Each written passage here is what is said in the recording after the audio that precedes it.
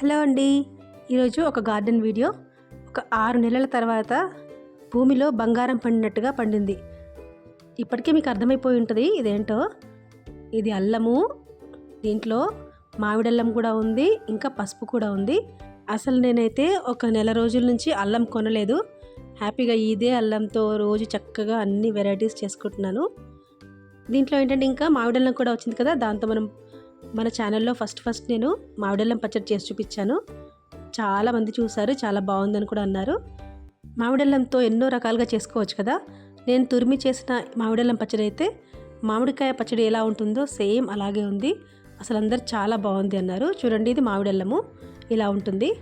వీలైతే multiple creates ఛానల్లో మామిడల్లం పచ్చడి ఒకసారి చూడండి, వీడియో మీకు నచ్చుతుంది. ఇప్పుడైతే మామూలుగా పసుపుని ఉడకబెట్టి కట్ చేసి ఎండబెట్టి పౌడర్ చేస్తారు కదా, అలా కాకుండా ఇంకొక పద్ధతిలో దీనిని తొక్క తీసేసి మంచిగా ఆరబెట్టేసి ఆరిపోయిన తర్వాత మిక్సీ జార్లో వేసి ఒకసారి క్రష్ చేసుకోవాలి. వెనక వైపుకు ఒకసారి తిప్పితే పల్స్ మోడ్లో చక్కగా క్రష్ అయిపోతుంది కదా, అలా చేస్తే సరిపోతుంది. చూడండి, ఇలా బరకగా క్రష్ చేసుకోవాలి. దీన్నంతటిని ఒక స్టీల్ ప్లేట్లోకి ట్రాన్స్ఫర్ చేసుకోవాలి. మిక్సీ చేస్తుంటే మాత్రం మంచి స్మెల్. అసలు నేను కావాలనే చేతితో చేశాను. చాలా మంచి కలర్, చాలా ఎంజాయ్ చేస్తూ చేశాను ఈ పని అయితే. ఇలా చక్కగా ఫ్లాట్గా చేసుకొని మంచిగా కట్స్ పెట్టేసుకుంటే ఏదో స్వీట్ లాగా బర్ఫీ లాగా చూడటానికి భలే ఉంది. అయితే ఈ మెథడ్లో చేసుకున్నా కూడా మనకు 6-7 నెలలు హ్యాపీగా ప్రిజర్వ్ చేసుకోవచ్చు. ఇది చాలా ఈజీ అన్నమాట. చూడండి, ఇలా కట్స్ పెట్టేసుకొని మనం డీప్ ఫ్రిడ్జ్లో పెట్టేసుకోవాలి. ఇలా పెట్టేసుకొని నైట్ అంతా ఫ్రిడ్జ్లో ఉంచేస్తే మార్నింగ్ వరకు చక్కగా సెట్ అయిపోతుంది. నేను పసుపే కాకుండా వింటర్లో మనకు బఠానీలు కూడా చాలా వస్తాయి కదా, వాటిని కూడా బ్లాంచ్ చేసేసి చక్కగా ఇలా జిప్లాక్ బ్యాగ్లో పెట్టేసుకుంటాను. ఒక 6-7 మంత్స్ బాగా యూజ్ చేసుకుంటాను. మనము ఇలా సెట్ అయిపోయిన పసుపుని ఎన్ని రకాలుగా యూజ్ చేసుకోవచ్చో తెలుసా? ఒక బ్లాక్ తీసుకొని 3 రకాల కూరగాయలు చేసేసుకోవచ్చు.